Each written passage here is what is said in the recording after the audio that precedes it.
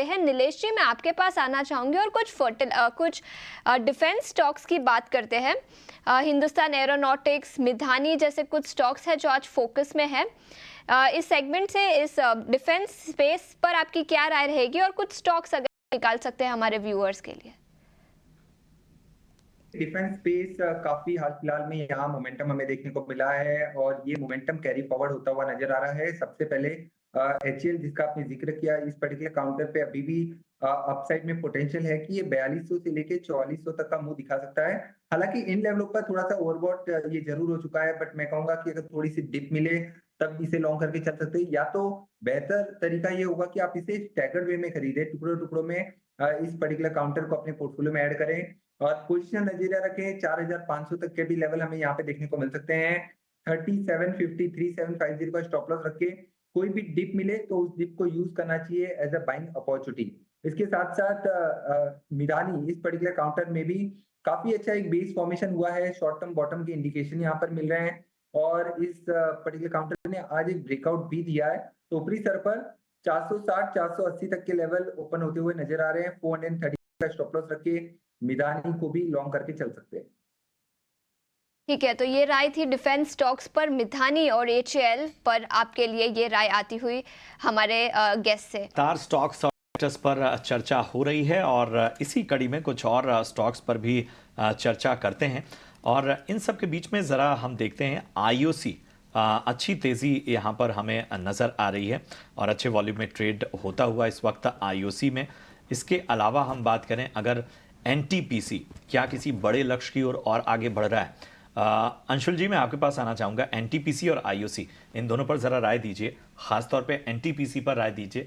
अच्छी रैली, बीच में थोड़ा सा करेक्शन भी आया, लेकिन उसके बाद क्या एक लंबी दौड़ लगाने के लिए तैयार? देखिए प्रशांत जी, आईओसी से स्टार्ट करूंगा। आईओसी में वीकली चार्ट पे 11 मार्च वाले वीक में जो फॉल आई थी, उसके बाद से हम छठवां हफ्ता है उसके अंदर स्पेंड कर रहे हैं। तो उस कैंडल की रेंज है 177.5 ऊपर में और 153.6 नीचे में। तो इस स्टॉक को मैं फिलहाल अवॉइड की सलाह दूंगा विथ एन अलर्ट 177.50। अगर ये लेवल के ऊपर ब्रेकआउट देता है तो आपको इमीडिएटली लॉन्ग करना चाहिए। ऊपर में 190 194 तक ये स्टॉक बहुत आराम से टेस्ट कर सकता है। उसके लगभग आसपास इसका प्रीवियस स्विंग हाई भी है 196.80। दूसरा स्टॉक आपने एनटीपीसी कहा, इसके चार्ट स्ट्रक्चर बहुत अच्छे लग रहे हैं। वीकली चार्ट पे प्रीवियस वीक लो के नीचे वीक लॉन्ग्स को शेक करके ऊपर आया है। 2 दिन की इनसाइड बार है, प्रोबेबली यहाँ से ब्रेकआउट मिल जाएगा। 355 के ऊपर ब्रेकआउट प्लेस्ड है, तो 355 निकलते से इस स्टॉक में लॉन्ग करना चाहिए। शॉर्ट कवरिंग होना स्टार्ट होगी, जिसका इमीडिएट टारगेट 368 370 का रहेगा और 370 के ऊपर अपसाइड का मोमेंटम और इंटेंसिफाई होता हुआ दिखेगा। तो 355 के ऊपर बाय कीजिए 370 का टारगेट लगा के। तो यहाँ पर एनटीपीसी जो है वो बड़े लक्ष्यों की ओर बढ़ता हुआ, लेकिन इन सब के बीच में पीएसयू बैंक्स पर भी फोकस करते हैं, क्योंकि आज हम देख रहे हैं कि जो पीएसयू बैंक्स में ज़्यादातर स्टॉक्स जो हैं वो इस वक्त लाल निशान में कारोबार करते हुए नज़र आ रहे हैं। इकलौता पीएनबी है हरे निशान में हमें नज़र आ रहा है। उसके साथ ही बैंक ऑफ इंडिया में भी अभी हल्की मतलब एक ग्रीन सिग्नल है, इसे तेज़ी नहीं कह सकते हम, बस हरे निशान में नज़र आ रहा है। नीलेश जी, पीएसयू बैंक में कोई मौका, खासतौर पे पीएनबी और बैंक ऑफ इंडिया, इन दोनों पर राय दीजिए। प्रशांत जी, देखिए ओवरऑल पीएसयू बैंकिंग स्पेस में आज के सेशन में थोड़ा सा पॉज देखने को मिल रहा है और ये पॉज अच्छे इंडिकेशन है। एक 2-3 दिनों से लगातार तेजी हम देख रहे थे, उसके बाद थोड़े साइडवेज एक्शन आज हमें देखने को मिल रहा है। तो एक अच्छी अपॉर्चुनिटी हो सकती है काउंटर को ऐड करने के लिए पोर्टफोलियो में। तो with in the space PNB जिसका आपने जिक्र किया, इस पर्टिकुलर काउंटर में भी कंसोलिडेशन हम देख रहे हैं। अच्छी बात यह है कि यहाँ पर सपोर्ट 128 के आसपास इंटैक्ट है। 128 के स्टॉप लॉस से इसे लॉन्ग करके चल सकते हैं, एग्जिस्टिंग लॉन्ग को भी होल्ड करके चल सकते हैं। 136 138 और लगभग 140 तक का मूव यहाँ देखने को मिल सकता है। इसके अलावा पीएसयू बैंकिंग की company state bank of India, इस पर्टिकुलर काउंटर पर भी नजर रखनी चाहिए। अगर यहाँ पे थोड़ी और डिप मिले तो इसे लॉन्ग करने की सलाह होगी। 755 760 के आसपास इस रेंज में काफी अच्छा सपोर्ट है, तो इसे ऐड करने की सलाह होगी इन लेवलों पर। ऊपरी स्तर पर 790 और 800 तक के लेवल हमें शॉर्ट टर्म में देखने को मिल सकते हैं।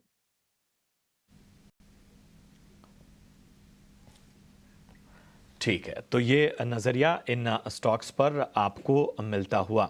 इन सब के बीच में कुछ और स्टॉक्स पर भी हम चर्चा करते हैं और आईटी पॉकेट्स पर भी एक व्यू लेते हैं। अंशुल जी, आईटी पॉकेट्स में भी हम बैंकिंग जैसा ही दबाव आज देख रहे हैं और इसमें केवल एम्फेसिस हमें जो है वो हरे निशान में कारोबार करता हुआ नज़र आता हुआ।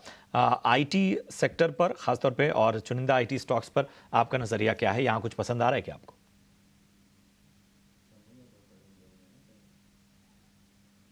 अंशुल जी, आप तक आवाज़ पहुंच रही है? खुद को अनम्यूट कर लीजिए सर। देखिए, एम्फेसिस की बात करें तो मंथली चार्ट पे थर्ड डाउन मंथ है, एक्सेसिवली शॉर्ट पोजीशंस बिल्ट हैं और शॉर्ट्स की जो एवरेज निकल के आती है वो 2297 पे आती है। तो 2300 रुपए के ऊपर स्टॉक में कुछ हद तक शॉर्ट कवरिंग ट्रिगर होगी 2400 तक के लिए। फिलहाल के लिए मैं स्टॉक को अवॉइड दूंगा और पूरा आईटी एज ए सेक्टर में अवॉइड की लिस्ट पे रखा हूँ, क्योंकि 3 महीने की डाउन मूव है तो यहाँ से शॉर्ट की अपॉर्चुनिटी नहीं बची है और शॉर्ट कवरिंग के जो ट्रिगर्स हैं वो इन स्टॉक्स में आ नहीं रहे हैं, तो अपसाइड के भी लेवल नहीं मिल रहे हैं। एक स्टॉक में जरूर आपको रिकमेंड कर सकता हूँ, डिक्सन का। आज के सेशन में 36% का ओआई डेवलप हुआ है और एक कप एंड हैंडल पैटर्न से ब्रेकआउट आया है स्टॉक में 8020 के लेवल पे। तो करंट मार्केट से इस स्टॉक को देख सकते हैं लॉन्ग के लिए, ऊपर में 8150 तक का टारगेट मिल सकता है। ठीक है, तो ये राय थी डिक्सन टेक और एम्फोसिस। अब हम अंशुल जैन को, नीलेश जैन को भी जोड़ लेते हैं जो technical and derivatives research analyst है सेंट्रम ब्रोकिंग के साथ। मैं आपके पास आना चाहूँगी नीलेश जी, और फार्मा स्टॉक्स की बात करते हैं। दो स्टॉक्स जो आज फोकस में है, एक है सिप्ला और दूसरा है जाइडस लाइफ। सिप्ला में आज ब्रोकरेज नोट आई है जिसके चलते स्टॉक में करीब 3.5 से 4% का उछाल दिखाई दे रहा है। और जाइडस लाइफ साइंसेस में भी कुछ न्यूज़ फ्लो है, स्टॉक में करीब 2% की गिरावट। डे के लोज से देखें तो स्टॉक काफ़ी रिकवर हो चुका है, लेकिन उसके बावजूद जाइडस लाइफ साइंसेस में करीब 2% की गिरावट दिखाई दे रही है। नीलेश जी, क्या राय रहेगी आपकी दोनों ही फार्मा काउंटर्स पर, सिप्ला और Zydus life? Very good afternoon to you. बिल्कुल, देखिए सारे ही फार्मा काउंटर्स पे आज के सेशन में थोड़ी बहुत पॉजिटिव एक्शन देखने को जरूर मिल रहा है, बट उसके विपरीत जाइडस लाइफ में थोड़ा सा अंडर परफॉर्मेंस हमें आज के सेशन में देखने को मिल रहा है।